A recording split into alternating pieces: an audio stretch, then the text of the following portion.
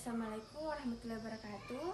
Pada kesempatan kali ini saya akan membahas mengenai menstruasi, yaitu salah satu proses alami yang terjadi pada sistem reproduksi perempuan.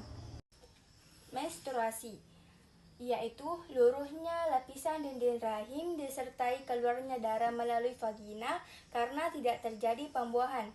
Jadi, menstruasi ini memiliki 3 fase. Yang pertama itu fase folikuler.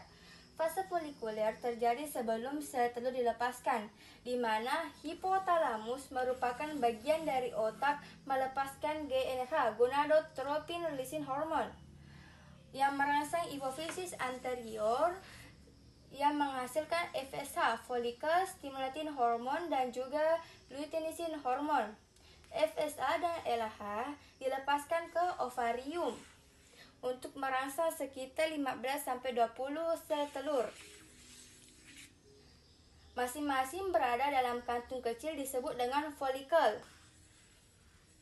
FSH mematangkan folikel sehingga terbentuklah folikel de Graaff atau folikel yang matang. Folikel matang menghasilkan hormon estrogen. Estrogen berperang untuk menebalkan lapisan dinding rahim. Dari beberapa folikel tersebut, hanya akan ada satu yang menjadi folikel dominan karena berkembang paling cepat, sedangkan folikel lainnya mengalami degenerasi atau berhenti berkembang. Yang kedua, fase ovulasi. Ketika folikel dominan matang, maka terjadi lonjakan LH yang menyebabkan folikel pecah, kemudian melepaskan sel telur atau ovum.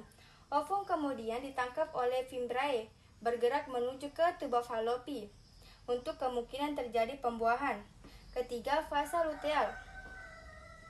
Setelah ovulasi, folikel yang pecah akan berubah menjadi corpus luteum yang berwarna kuning pekat dan juga akan menghasilkan hormon progesteron yang berfungsi untuk mempertahankan dinding rahim untuk kemungkinan terjadi implantasi. Jika tidak terjadi pembuahan, corpus luteum akan menyusut kemudian menjadi corpus albicans.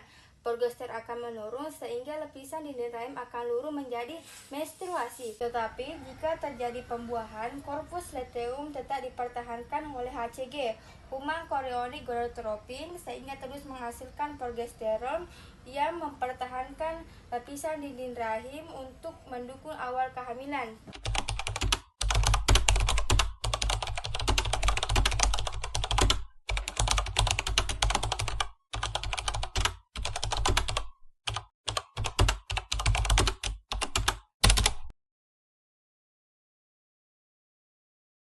Pada video kali ini saya akan membahas mengenai proses awal terjadinya kehamilan sebagai bagian dari embriogenesis. Sebelum kita masuk pada proses fertilisasi, kita perlu mengetahui terlebih dahulu fase ovulasi. Ovulasi merupakan pelepasan sel telur dari ovarium menuju ke tuba falopi. Pada tahap ini, kemungkinan terjadi pembuahan. Jika sperma dan sel telur bertemu, maka terjadi fertilisasi sebagai awal terbentuknya kehidupan baru. Embriogenesis terdiri dari 3 fase. Yang pertama, fase fertilisasi. Kehamilan dimulai ketika sperma dan sel telur bertemu di tuba falopi saat ejakulasi. Jutaan sperma akan masuk ke vagina, tetapi hanya beberapa ratus yang dapat mencapai tuba falopi. Sperma harus menembus lapisan pelindung sel telur, yaitu corona radiata, lapisan sel paling luar, sedangkan untuk zona pellucida, lapisan sel pelindung utama yang harus ditembus oleh sperma menggunakan enzim hyaluronidase dan juga akrosi yang terdapat di kepalanya. Jika satu sperma sudah berhasil masuk, maka sel telur akan menutup dirinya supaya sperma lain tidak bisa masuk. Pada tahap ini terjadi fertilisasi, yaitu penyatuan materi genetik dari sperma dan sel telur masing-masing menyumbangkan 23 kromosom sehingga terbentuk satu sel bola padat yang disebut dengan zigot dengan jumlah 46 kromosom. 2. Pembelahan sel. Setelah Ketika terjadi pembuahan, zigot mulai melakukan pembelahan secara cepat ketika menuju ke rahim. Beberapa hari kemudian, zigot akan menjadi bola sel padat yang disebut dengan morula. Kemudian berkembang menjadi belatokista. Belatokista yaitu struktur yang sudah memiliki bagian luar dan dalam. Bagian luarnya itu akan menjadi plasenta, sedangkan bagian dalam itu akan menjadi embrio.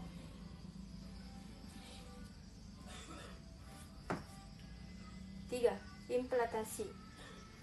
Sekitar hari ke-6 sampai ke-10, belatokista akan menetas dari zona pellucida. Kemudian menempel pada dinding rahim di bagian endometrium. Pada tahap inilah disebut dengan implantasi. Dinding rahim akan menyuplai nutrisi dan plasenta mulai terbentuk. Pada tahap ini, embrio mulai menghasilkan hormon HCG, human chorionic gonadotropin, untuk menjaga kadar progesteron tetap tinggi.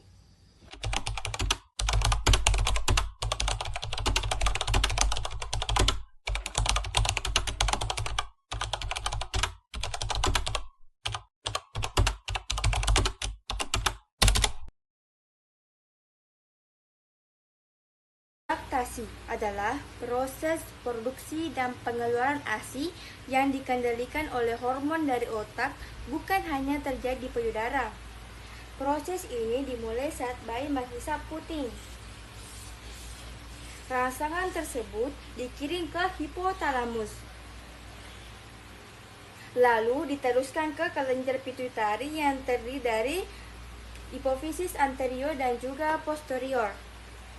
Pada hipofisis anterior dihasilkan hormon prolaktin yang berfungsi untuk memproduksi ASI di alveoli payudara. Semakin sering bayi menyusu, maka produksi ASI akan semakin meningkat. Produksi prolaktin dapat dipengaruhi oleh hormon dopamin dari hipotalamus yang bersifat menghambat, yang dikenal sebagai prolactin inhibiting hormone atau PIH. Namun, isapan bayi dapat mengurangi hambatan tersebut sehingga produksi ASI tetap lancar. Pada hipofisis anterior dihasilkan hormon oksitosin yang berfungsi untuk mengeluarkan ASI dengan cara mengkontraksikan sel miopitel di sekitar alveoli, sehingga ASI terdorong keluar menuju puting. Proses ini disebut dengan refleks pengeluaran ASI atau leg down reflex, dan juga membantu kontraksi uterus. Jadi, laktasi dan menyusui merupakan satu kesatuan yang proses dimulai dari isapan bayi, kemudian di otak, hingga menghasilkan hormon prolaktin, produksi ASI, dan oksitosin pengeluaran ASI. Jika